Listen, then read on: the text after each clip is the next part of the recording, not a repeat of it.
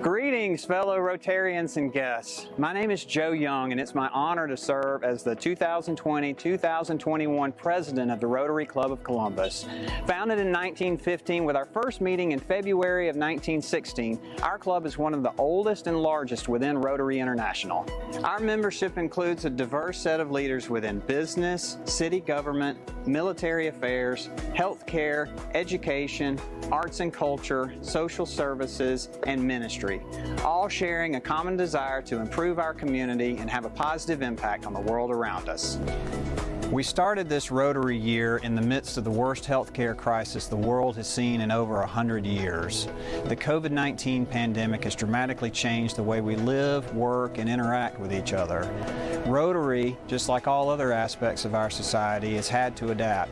We've got our Rotary masks, and we've had to change our meeting format to virtual since the pandemic restricts our ability to gather together in person in large groups. We now find ourselves in the year 2021, and the pandemic is still the daily dominant force in our lives. But there's hope on the horizon that's resulting from effective vaccines and the ongoing heroic efforts of our frontline healthcare workers. Our nation, while the healthcare crisis is still brewing, is still struggling with education and food insecurity amongst our most vulnerable populations. In addition, we still struggle with political division and social injustice. These problems aren't going away anytime soon, but Rotary remains well positioned to be part of the solution. On behalf of my wife Vicki and our daughters Katie and Lynn, I want to thank you for all that you are doing to make our community a better place to live. It's my pleasure to serve alongside you. Now let's get to work.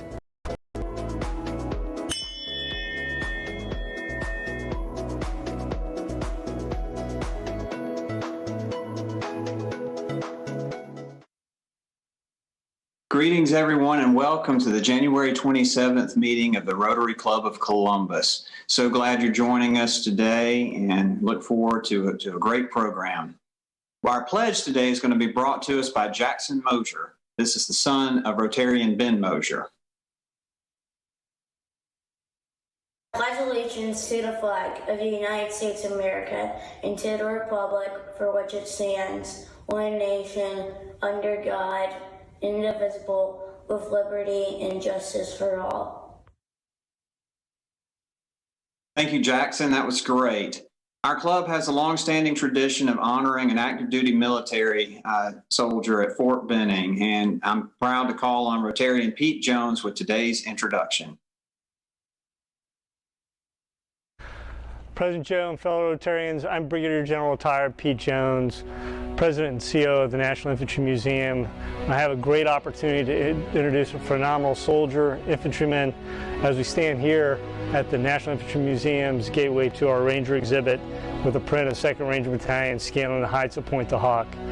Standing next to me is Sergeant First Class Aaron M. Hill, who enlisted in the Army on September 9, 2004.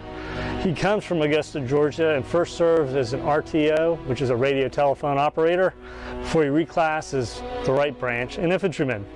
He has had multiple assignments with the 4th Brigade of the 25th Infantry Division, and then coming back here to Georgia, serving both in 3rd Ranger Battalion, what we call our Regimental Special Troops Battalion, the Ranger Regimental Headquarters, and then now is serving in 311, which is our officer candidate school that trains our next generation of soldiers to become officers before they go on to the respective branches. He served not only as an RTO and a company communications chief, but he has served in the regiments in what we call our assessment and selection cadre. He's been the assault breacher course, squad leader more importantly, and has also worked as a battalion training NCO, reconnaissance team leader, and now is serving both not only as a platoon trainer, but as the company senior trainer as we, as I said, build our next generation of soldiers.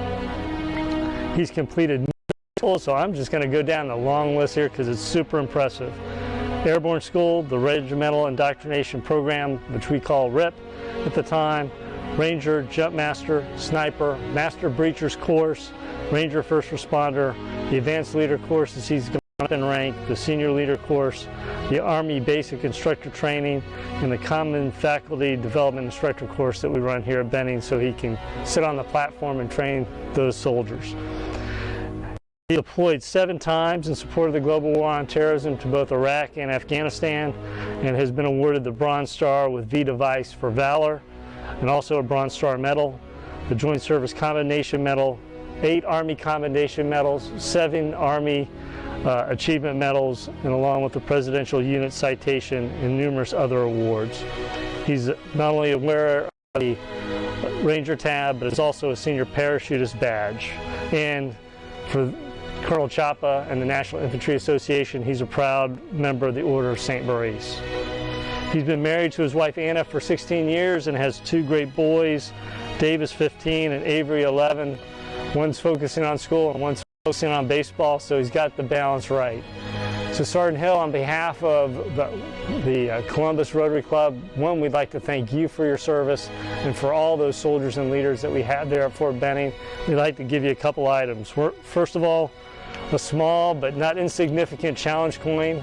Everybody wants to have a challenge coin these days.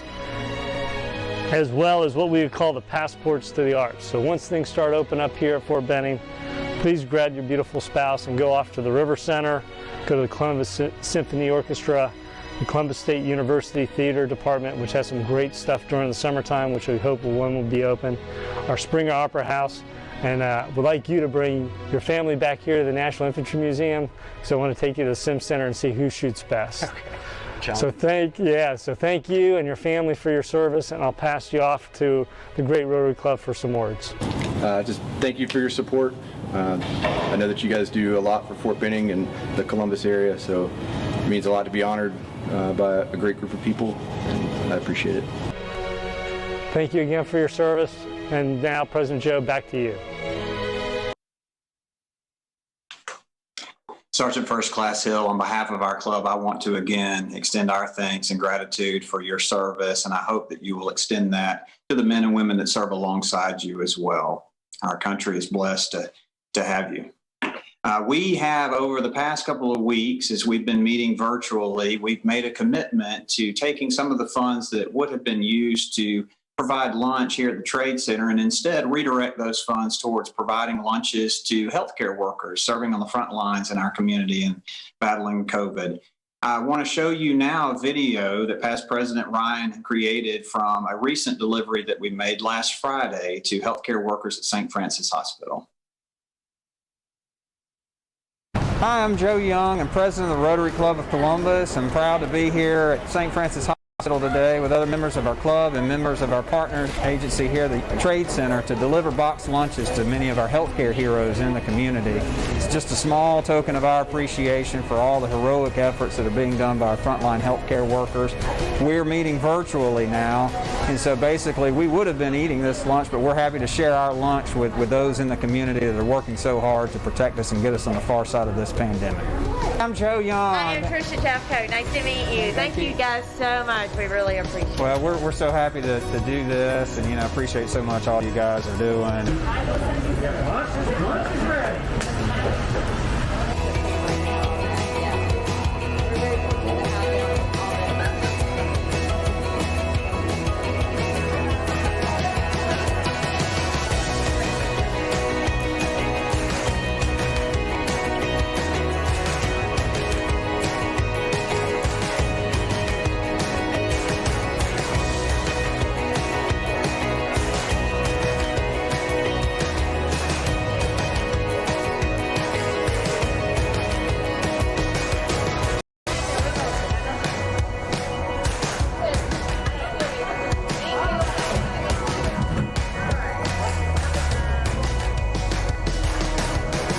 So again, to everyone that's working on the front lines in our healthcare community and in other industries, there's so many people that are doing so much to get our community through this pandemic.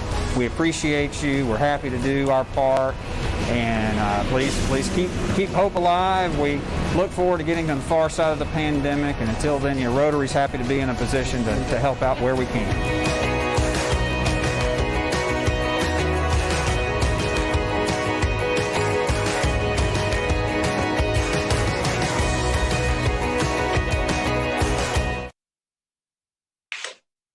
In addition to the lunch delivery at St. Francis yesterday, we were able to deliver meals to workers at Piedmont Columbus Regional. It's hugely appreciated, great morale boost for those folks that are working so hard to get us through the pandemic. The board met yesterday, and after a good bit of discussion about where current COVID numbers are for local case counts, hospitalization rates, we have decided to extend the suspension of in-person meetings for an additional 2 weeks. We were scheduled to come back to an in-person lunch option on February the 3rd. That will now extend to February the 17th. We know how important and how fulfilling in-person fellowship is with each other, and we certainly look forward to getting back to lunch gatherings where we can be in the presence of each other, but we just feel like at this time, it would be best served to wait an additional 2 weeks. It's possible that could change again. You know, the pandemic is ever evolving, but we'll continue to keep you informed for any future changes in the calendar. The health department, when we spoke with them recently, they're looking for volunteers to help out in their call center. As you can imagine, a lot of people are calling in trying to get information about vaccination sites, vaccination availability. If you have time and interest and are willing to help out the health department, please contact the office to express your willingness to serve. I know it'd be greatly appreciated. In February, we are starting a children's book drive to help out the Literacy Alliance. Carol Ridley is in charge of this effort. We're going to be collecting new and gently used children's books. You can bring them to our meetings when we're back in person in late February, or you can drop off books at the Teen Challenge offices there on the corner of 10th Street and Front Avenue, or maybe it's Bay Avenue, but they're on the end of 10th Street. Our happy hour our next happy hour is going to be Thursday, tomorrow night from 6 to 8. I hope that many of you will be able to join that. We'll have a link coming out from the office for you to zoom in. It's now my pleasure to call on Rotarian Alice Salino to introduce today's program. Thank you, Joe. It is my pleasure to introduce you to Monique Hammond today. Ms. Hammond is a hospital pharmacist by trade and has worked in healthcare all over the world, both as a clinical provider and a professor. But her life changed abruptly with a sudden loss of hearing, and she had to learn how to do everything differently.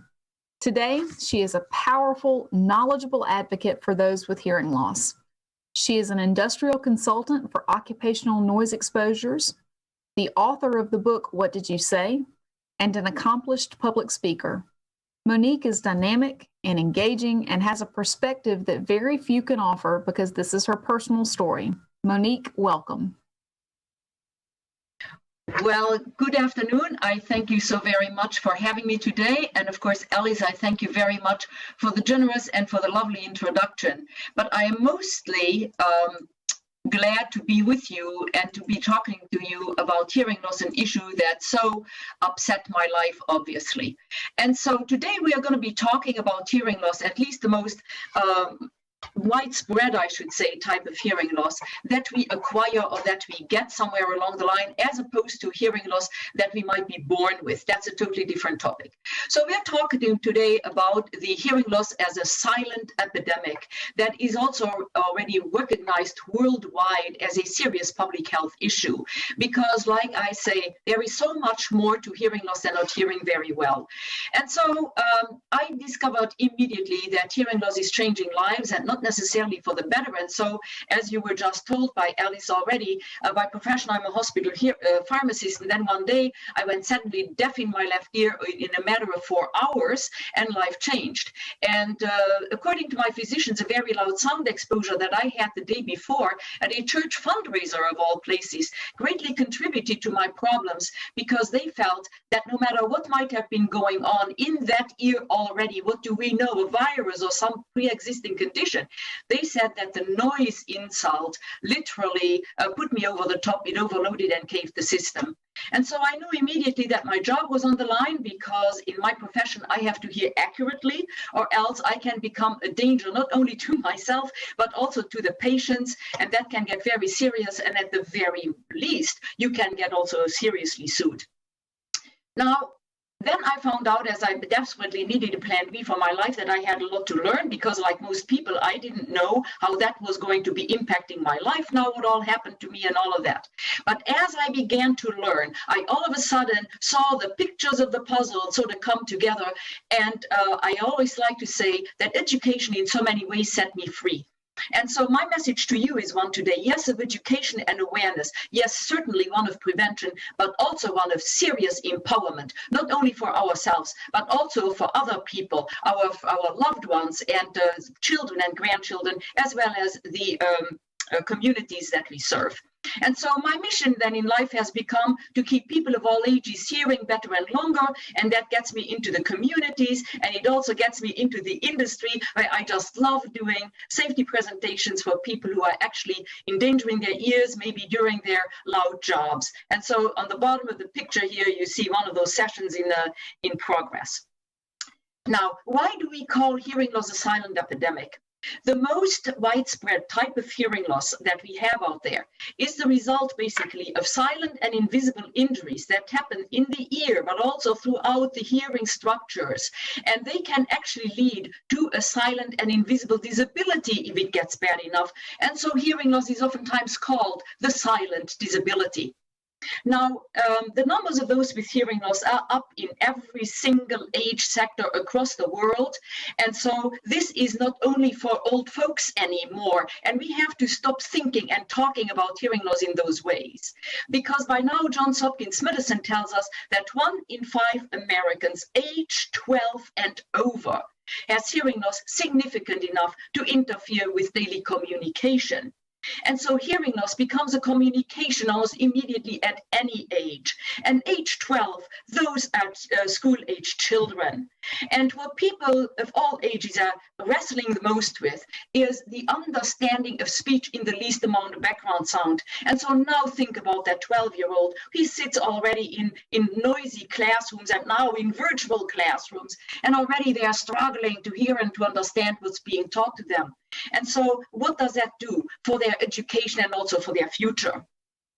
Because hearing loss also becomes a serious quality of life issue at any age. And so it is a communication problem. And so it affects people socially and emotionally. And so we have them come to our support group meetings in Minneapolis, and they're telling us that they feel on the fringes of kind of conversations and also have activities with people that they have known for a long time. And so that interferes, of course, with their communication, yes, with family and friends, but also with their people at work. And remember, that was one of my issues. And so people get depressed over that, and then they isolate themselves further and further. And so hearing loss is also, kind of known as an isolation disorder. And now with COVID, we all know how toxic isolation and quarantining and all of that can be to the psyche. And so maybe today is a good day for us to become a little bit more empathetic with those amongst us who do have hearing loss. Because you can also imagine that with COVID now, and we have to wear masks, and rightfully so, but we also have to socially distance and all of that, that all of a sudden an important communication tool for people with hearing loss is just simply knocked out. And that is what we are calling commonly lip reading, or actually it's called speech reading. And so I know that many Rotary clubs are out there, and they are very active in societies trying to get the people to get their masks and all of that. And so by now you probably then are all familiar with the clear window or the clear panel mask. And this is just a show and tell for your information. I am not being paid by this company to tell you all of this. This is just to give us a fighting chance, because in these masks, the lips are visible. And so that kind of can help us. But it is still, the sound is still being muffled, but you see that the clear panel does not cover the nose, so it does not produce fogging of that panel here. And also it fits tightly still around the edges of the face. Now, I also found out, of course, that hearing loss affected me immediately, professionally and financially. I cannot even tell you the hits that I have taken on both sides. But now, Johns Hopkins research is making the ties between hearing loss and dementia, and who wants to go there? And so these are all reasons of why we have to become really active in protecting our hearing, the hearing that we have right now, today, to protect that. Save it today so that we can still hear something tomorrow, and then also to prevent further losses at any cost.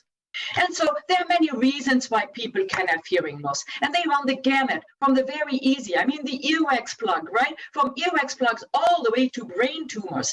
And so for this slide, I try to ordinate everything a little bit alphabetically, right? And when I do that, guess what?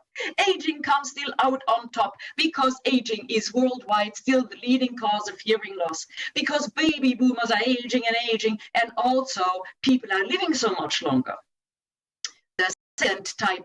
The second reason worldwide for hearing loss is excessively loud sound, and our world seems to be becoming louder by the day. But guess what? Mother Nature doesn't care where that sound is coming from. On the job with loud situations, but also off the job during social and leisure activities, where we oftentimes become really reckless with our exposures to noise.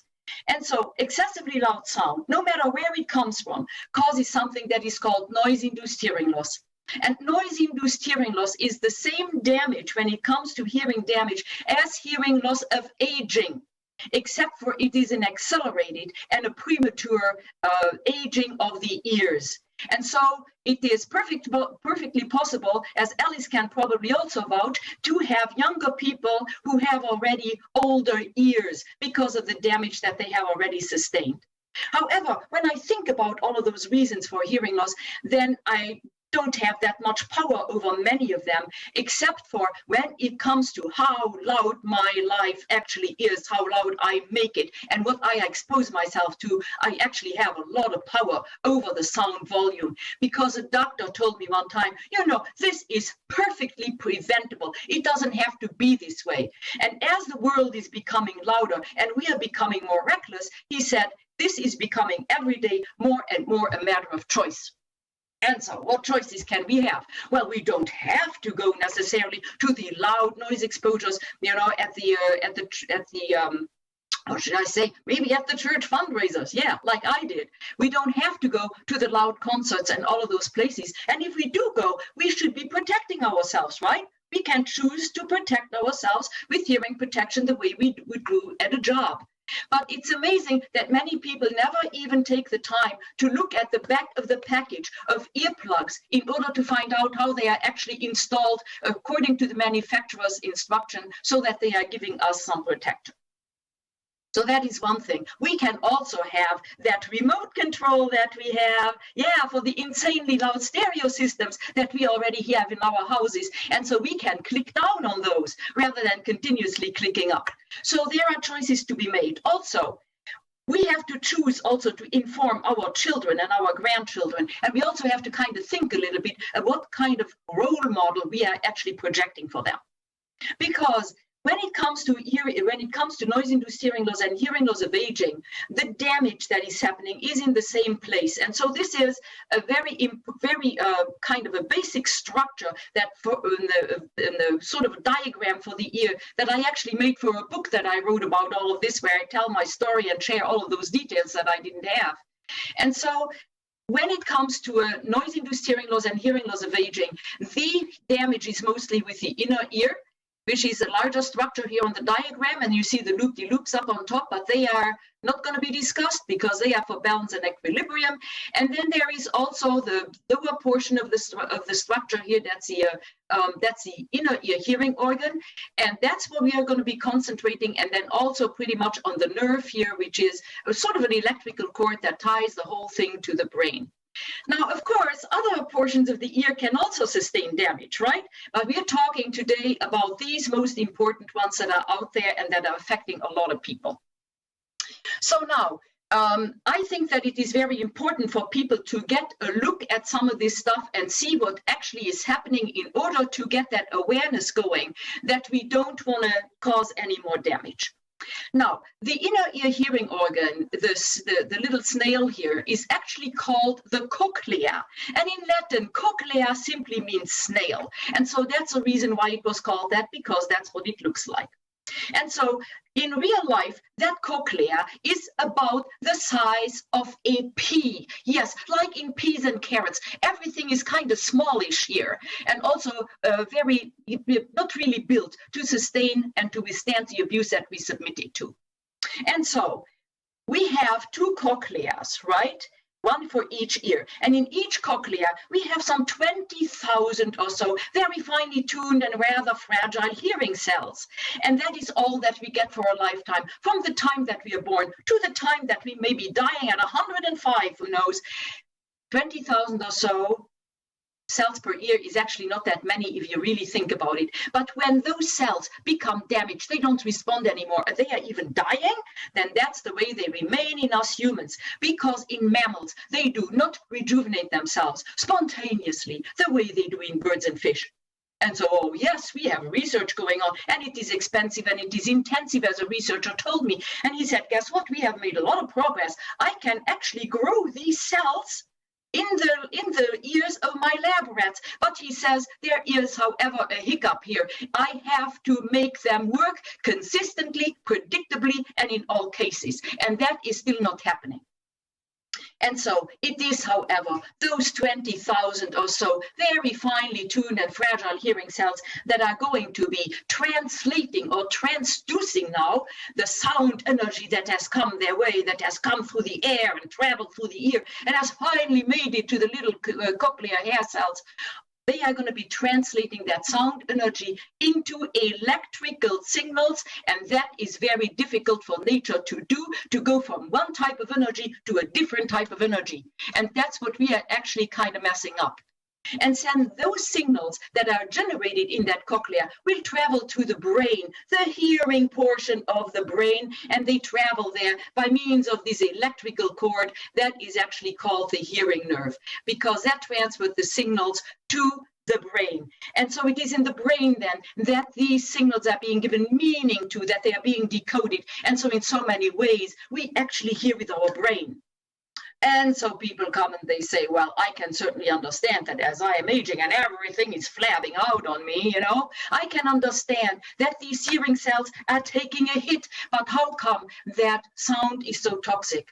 And for that, we have to remember that a sound wave is a pressure wave. And it is that sound pressure that is given sound its volume, its oomph, but it is also that pressure that becomes so tremendously toxic. And so with every single repeated and prolonged exposure to excessively loud sound, you know, those sound waves are becoming really powerful and they are tearing through the air, they tear through the ear, and in the cochlea, the pressure levels are mounting to toxic levels. And so these cells are being beaten down over and over until they bend and they snap, and many never come back to their previous level of functioning. And so one day we might be ending up having hearing loss symptoms.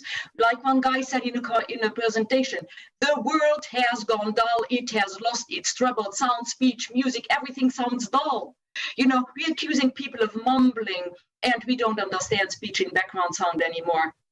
Because we have gone from healthy hearing cells the way they are on the top, all the way bam, bam, bam, down until maybe we have a severe kind of a situation going on. And so that's essentially what I have in my ear, sort of the lower picture here. And so the doctor and also the audiologist warned me immediately that there was not that much to be working with anymore, and so that I had a lot of damage. And so that is oftentimes happening to us when we're going for hearing help, because I was told that hearing aids, although they can sculpt and they can adjust and they can work with all sorts of, in all sorts of ways, they can only help us really make the best of the hearing that we have left. And so the more damage we get, the more difficult that also becomes. And so that's another motivation then for us to kind of quit the nonsense with the noise, for instance, right now, and to not go and get any further damage. Because there is another thing that people deal with that have hearing damage and already hearing loss. And many of them complain, as I do, of the ringing and the buzzing and the hissing in the ears called tinnitus or tinnitus. It doesn't matter how you pronounce it. It's always a drag, but it is also always a sign that something is not going right anymore with our ears and our hearing. And so maybe we have to also investigate and ask questions of why this can be happening to us, because there are different types of tinnitus. There are different reasons for tinnitus, but according to the American Tinnitus Association, over 90% of the cases are tied to already hearing loss and hearing damage.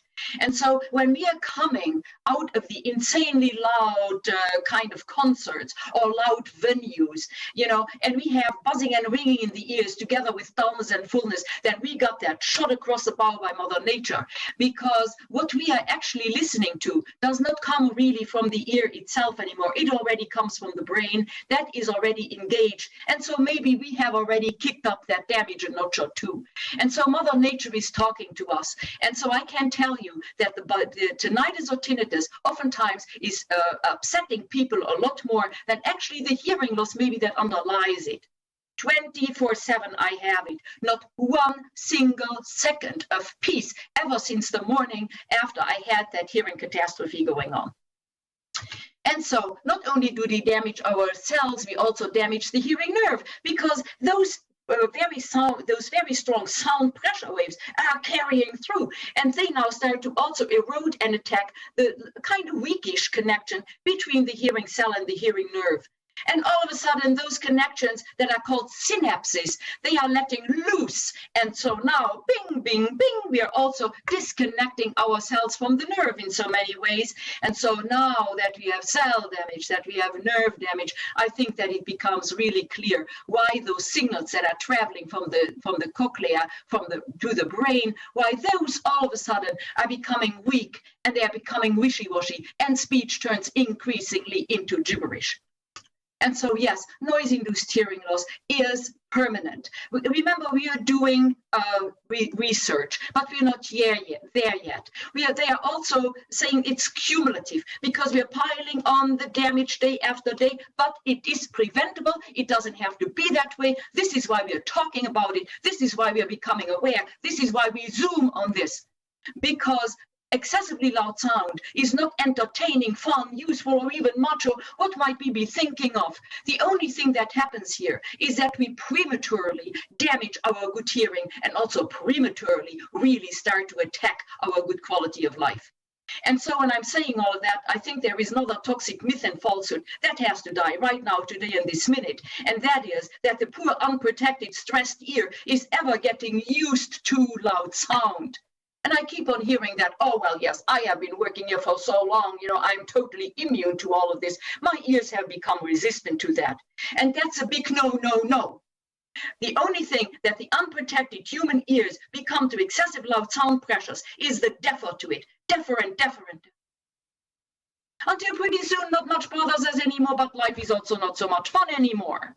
And so people say, well, you know, how can I know when it is too loud? Well, first of all, there is one good rule. If you don't have anything to measure it with, if you are in a situation on the job or off the job, it doesn't matter, and it is so loud that you have to scream and holler at somebody who is at 3, let's say now, to 6 feet away from you. Like, for instance, at those insanely loud Christmas parties and holiday parties that we sometimes have, or in the sports bar, wherever it is. We have to scream and holler to be heard. I did not say understood, but just heard. Then we are in an industrial strength noise situation. We have to do something. Get out of there, get away from the sound source, use hearing protection, do something.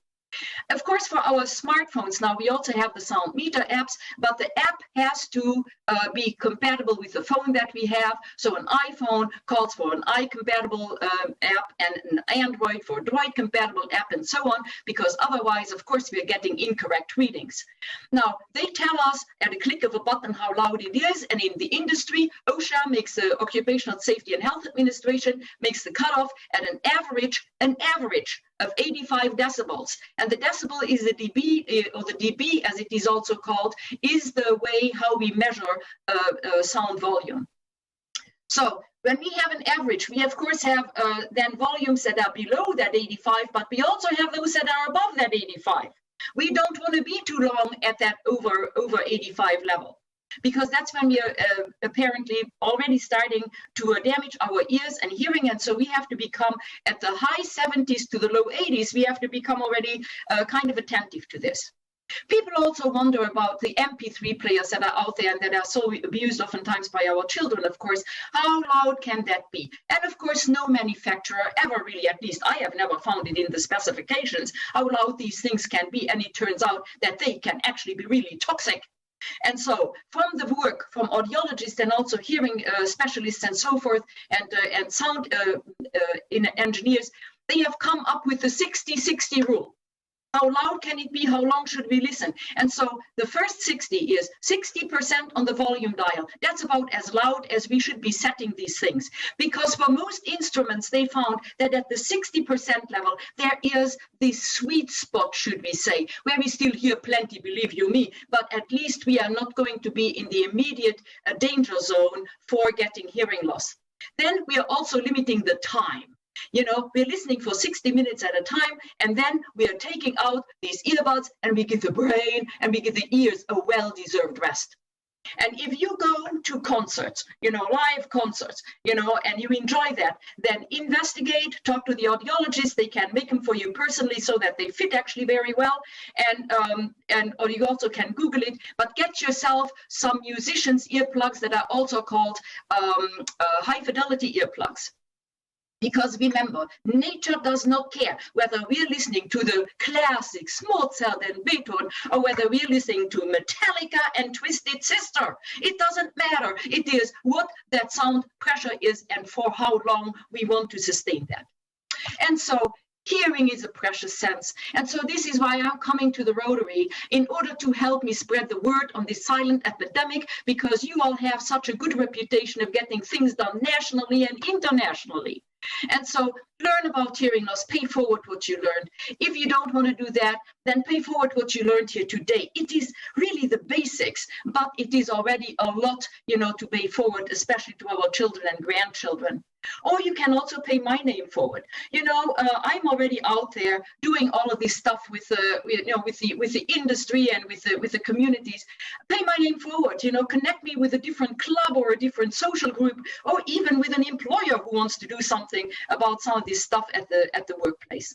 But mostly we also have to look at ourselves. Like, for instance, for the last holidays now, who did we bring home again? The insanely loud toys for the kids or the game consoles? Or did we go and purchase that increasingly loud amplifier again for the home stereo system, so that we can crank it up to the last notch and the walls are shaking and we are feeling the movie? So we really have to kind of think about what we are doing, and that's where awareness comes in. And so Rotarians do that introspection so well, and then they are taking it out to their communities, you know, hopefully pretty soon again, personally and on a face-to-face basis, but also they can do that already electronically. And why would they be doing this? Simply because all of this comes under the headline of service above self, because that's what we are doing. We are trying to keep people of all ages hearing better and longer. And so I kind of consider every little bit of awareness that we have, every sound management that we can do in our lives, I consider those investments. They are investments in quality of life for now and for the future, so that indeed we can be hearing so much better and so much longer, and so that the day will never ever come where the music just simply dies. And so that would be all that I have for you for today. And so if you have any questions for me, you can ask them now, or you can go to my, I give you my email address. You can also email to me, and also go to my website. I mean, I write blogs about all sorts of things. I have some COVID articles on there, and feelings and hearing loss and heart disease and all of those things. So go to my website and look at, at the blog if you want to. Well, Monique, thank you so much for your comments to us. We do have a couple of questions that have come in. First one we've got, this is high-end hearing aids with the latest technology are very expensive. And that said, what options are available to those individuals that don't have the financial resources to spend, $4,000 or more on hearing aids? Well, that is actually a very good question, and I bet you that Alice, who is also with us today, that she has probably also some ideas, because we know that Medicare does not pay for hearing aids. In order for that to happen, we have to actually alter and amend the Social Security Act. And legislature has been introduced, but that is also sitting someplace in Washington on somebody's desk, because it has made it through the House and through committee, and it was introduced by Debbie Dingell and Lucy McBath. But what has happened to that, we don't know. So meanwhile, we still have to look at other opportunities, and there are various ways. In the Hearing Loss Association, they always say, do some shopping around, because hearing aid prices are varying depending on the clinics that you go to, depending on the services that you get. And many of the clinics have now unbundled their services. Before it was so much, and then you got all sorts of kind of services along with that, like, for instance, regular checkups and tuning and all of that. And so now there are clinics that have unbundled, and they are charging for each service, like separately. There are also, if you go and you Google it, there are also AARP is listing various resources where you can go and you can get cheaper prices if you're there for their members and all of that. For Medicare, there are now some of the Medicare, or how should I say, the supplemental Medicare insurances that are also including dental and hearing and eyes, and so you can get some help there. But otherwise, Alice, maybe you want to chime in and give people also some cues on this one. No, that was a great answer. I would tell you, in the state of Georgia, we have a particularly amazing system through the Georgia Lions Lighthouse Foundation, which can provide hearing aids at exceptionally low cost, less than a pair of hearing aids, less than $300 or $400 to those who meet the financial requirements for it. And that's been a phenomenal program to get healthy hearing to those who just simply couldn't afford it and have no other options. And there are more programs like that. So we encourage everybody that there is a solution somewhere. We have lots of different channels to help guide people through those, and which is great. It used to not be that way, and now it is. So good answer. Right. Yeah, you might be checking even with your Lions, because they are also collecting old hearing aids. Like, for instance, I gave my old hearing aid, I gave to the Lions, and also old glasses. They collect those, and they have them refurbished, and that's why they can sell them then later on once they are, refurbished and fixed and all of that kind of stuff at cheaper prices. And they are particularly helpful if you have children who have hearing loss. So if you know anybody in that community, they can be really a great resource too. Kind of a question, you mentioned how they manufacture these sound emitting devices where really you should only be at 60% of the volume setting that's capable on the device. You mentioned some apps that are that will recognize how loud something is. Are there apps that limit how loud something can go? I think of like the old TVs where you had like a smart sound TV that said, the really loud commercials, it would suppress the sound. And I didn't know if that was something that we could look into for our young children that maybe have their earbuds in while they're doing their schoolwork, and we don't really know how loud it's getting, and trying to limit the volume that they would experience in that scenario.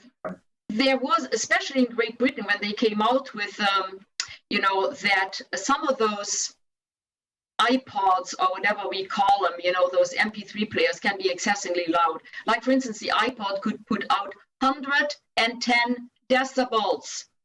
That is like a rock concert that you are blasting right into your ears without any buffer zone. And so they tried to make the cutoff limit as high as it would go, between 90 and 100 decibels. They asked people in the street, because there has to be an override, right? Because we have personal choice. We have personal choice. And so they asked in the street, they asked younger people particularly, well, now that you're having that limit, would you be overriding it? Over 40% said yes, they would. And so now, with children's earmuffs and so forth, one has to be kind of careful, to make sure that they actually deliver what they say that they deliver, that they limit the sound and all of that. And oftentimes, manufacturers do not tell us much of that in their specifications. And so right now, I am not aware of any app, and maybe somebody can look into that would be actually limiting that sound. They are giving chimes and they are giving warnings where all of a sudden, when it gets up to, like that's 90 decibels, 95 decibels, that it says you're getting right now in the dangerous limit, and they give the warning. But then again, our personal choices, and we should be saying, oh yeah, okay, I got to tune down here. But do we do that? But right now, I do not know of any app that does that for us. Okay, something we can look into. Yes. You mentioned earplugs and how valuable those can be. I've often thought, like, when I go to the movie, when it's so loud, you wish you could turn the volume down. Are you in the habit, and I guess maybe we all need to be in the habit of just carrying earplugs around with us pretty much wherever we go? So if we find ourselves in a circumstance where it's too loud, we can adjust. What are your recommendations Well, there? for me, I never go anywhere without my earplugs. As a matter of fact, I had even put those in that day where I sustained this damage, but it was already too late, because we have to do that like kind of right away. And so that's why it is important, first of all, to have them and to carry them with us, and then also to know how to install them correctly according to manufacturer's directions. If you want to have an afternoon of entertainment, go and Google earplugs. You're going to be overwhelmed with what is all out there, besides the little ones that we have to, kind of sort of massage into some kind of a little code, and then we have to reach across and we have to insert, all of those things. So yes, we should be protecting ourselves. And movies, I tell you, they are with the special effects. I really do not need to go and damage myself anymore, because that's all they have. And there is not much content. It's just, special effects and cars flying all over the place and things going on. I just have not been in a movie. I can't even remember when. I just wait until they come out on Netflix or someplace, or, you can even buy them, if you go on Xfinity or wherever it is. And so then I can watch that stuff and I can be comfortable. I just don't go to those places anymore. I really don't. It's just painful, and I don't need any more pain. Mm-hmm. Well, clearly you're passionate about this topic. I appreciate you sharing your passion and your knowledge with us today, and keep spreading the word. We'll spread the word as well, because as you say, I mean, that hearing loss is permanent. You can't get that back. So, but as a token of our appreciation of you sharing with us today, it's our custom to donate a children's book to our local public library. And so we will donate a book that will be inscribed with your name in honor of you speaking with us today. So thanks again for joining us. We really appreciate your remarks. For our members that are watching, want to remind you that a replay of this presentation will be available on Facebook as well as YouTube shortly after the live broadcast. We'll send the link out to all of our members. We have the Rotary Mix online happy hour tomorrow night from 6 to 8 p.m. I hope you guys will join us for that. Next week's program is GRSP trustee Ken Townsend, and also father of past President Tyler Townsend. He's going to be speaking with us, talking about the GRSP Foundation. So we look forward to that. As you go about your business over the next few days, I want to remind you, keep wearing your mask, keep encouraging one another, keep loving each other. We're going to get through this together. Let's get to work.